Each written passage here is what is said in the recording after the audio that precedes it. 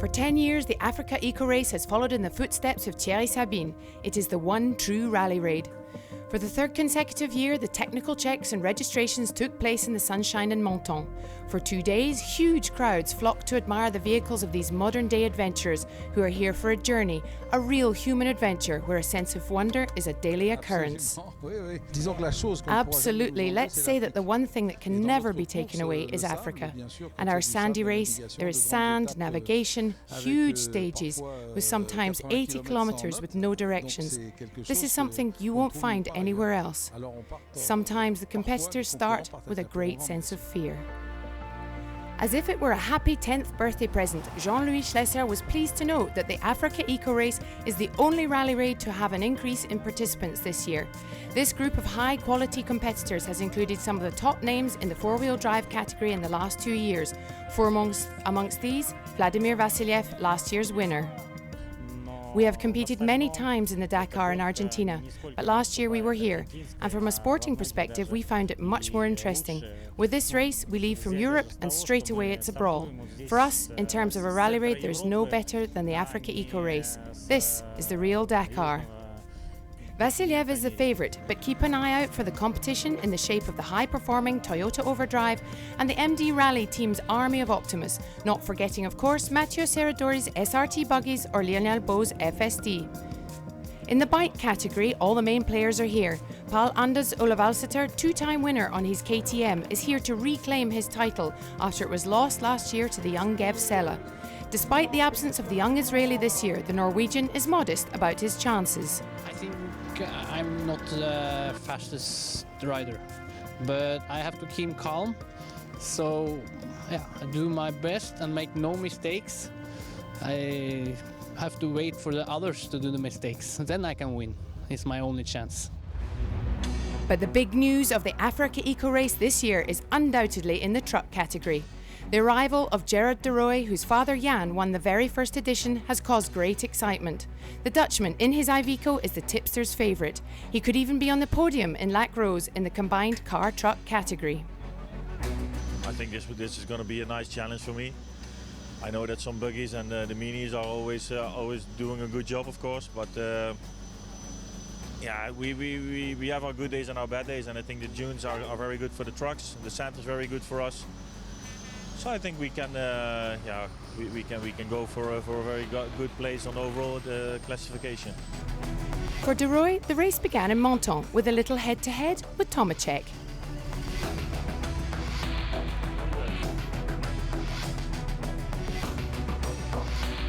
As proof of the ever-growing success of the race, the organisation has this year secured a new heavyweight partner.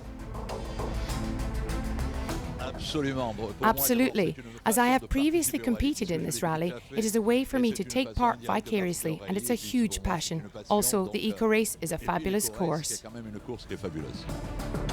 The AfricaEcoRace is of course primarily a race and a sporting adventure, but the humanitarian aspect is right at the heart of it all. Once again this year, the organisers have joined forces with AMAD, Association Mondiale des Amis de l'Enfance, who work tirelessly for the protection of children. This year we had chose the theme Energy of Hope, which is a project which aims to bring power to the school children of Mauritania and Senegal. In Africa, nearly 600 million people do not have access to power. This initiative will allow the school children of Chinguetti in Mauritania and of Saint-Louis in Senegal to be able to use solar lamps. This should help them in their daily lives, especially for studying at school and at home. For the third year on the Riviera, the AfricaEcoRace had a distinguished supporter. This year, the race patron was none other than Jean-Louis Bigard. He started the race on Quai Antoine I in Monaco with the greatest of pleasure. My association, the Bouchon d'Amour, collects plastic bottle tops. In a rally such as this, they can bring me home a whole truckload of bottle tops. This would normally take a small town a year to do, and they can do it in 2 weeks. It's great because this recycled plastic helps us to buy wheelchairs for those with disabilities. Because of this, I am doubly delighted to be here.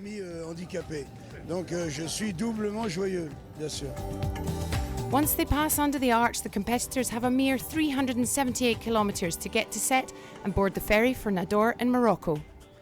They will spend 36 hours on board celebrating New Year's Eve on the first evening. A sleepless night for some. At 11 the following morning, they need to be wide awake for Jean-Louis Schlesser's traditional briefing. Le maître mot, c'est l'entraide.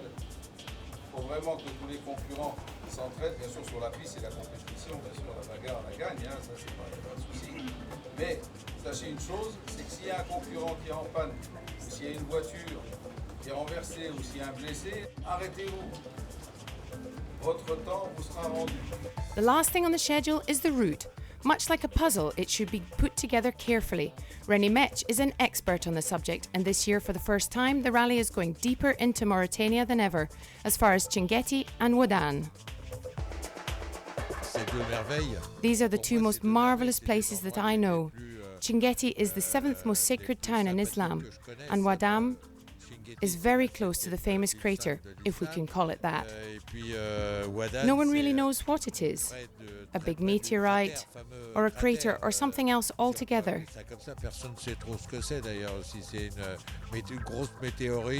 Whatever it is magnificent, really, really beautiful.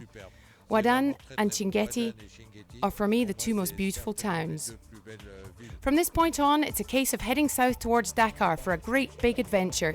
6,107 kilometres on African soil, 4,000 of those in timed sections. There you have it, the delights that await the 34 cars, 9 SSVs, 12 trucks and 35 motorbikes.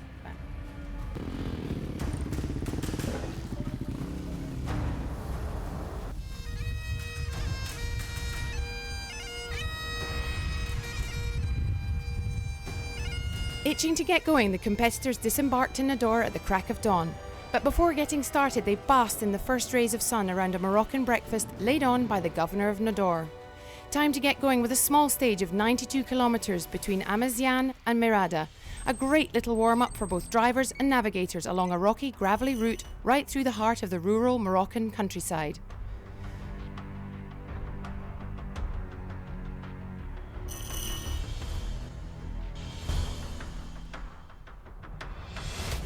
All the motorbike favourites came through pretty much as expected on this first stage of the race. They too had to be careful not to make mistakes or get lost, as highly experienced rider Agoshkov navigated the tricky terrain with ease. As one of 2016's leading drivers, he finished well today with third place in the stage. He's already lying in wait for a podium place. The Norwegian Pål Anders Olavalseter has also got his eyes set firmly on the podium. He has not competed since last year's AfricaEcoRace, but he loves this challenge so much that he's back.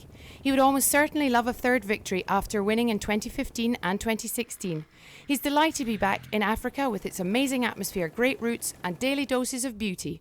First to leave this morning, he found the navigation tricky and finished the stage in second place.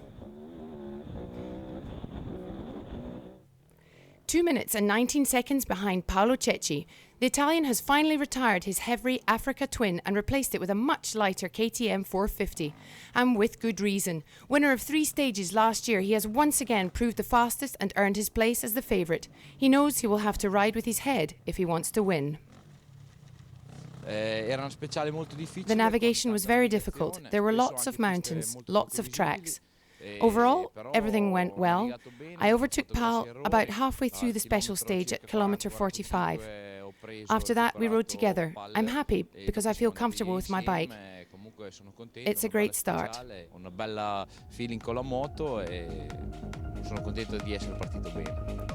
These results make up the GC as well. Cecchi leads with 2 minutes 19 seconds from Olavalseter and 3 minutes 53 from Agoshkov. Agazzi is 4th, Oliveira 5th, with the Brit Blackburn in 6th. In the car-truck category, the competitors are also straight into the thick of it. Outsider Guillaume Gomez had a difficult start with a mechanical before CP1. He and his buggy hobbled through the race at a much reduced pace.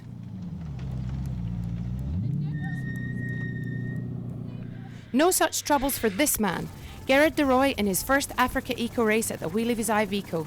The Dutchman won the Dakar in 2012 and 2016 and has been champing at the bit to get going.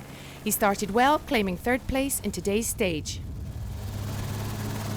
Oh, we had a nice special. It was the first race kilometers with this truck, with the new truck. So yeah, you need to get the feeling of the truck. But after a while it went well. We started to overtake the first cars, but then the Sentinel wasn't working, so we had to pass everybody of the track.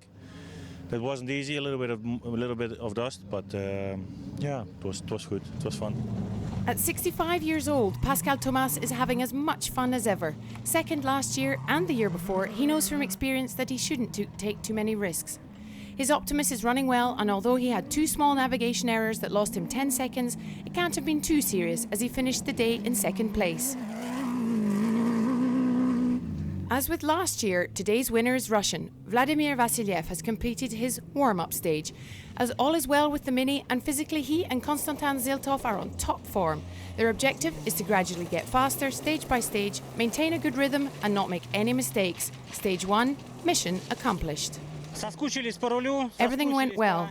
We know that in Morocco there are lots of great routes. It has been a while since we competed, so we had to warm up a bit, but it went very well and we are happy with the day. A recap of the stage: Vasilyev has 3 minutes and 6 seconds over Pascal Tomas. Gerard de Roy's truck is third at 5 minutes 25. Serradori is fourth and Rémi Vautier fifth.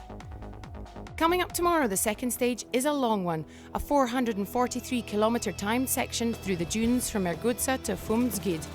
That's all for today. We'll leave you with some more beautiful shots of the day. Bye-bye.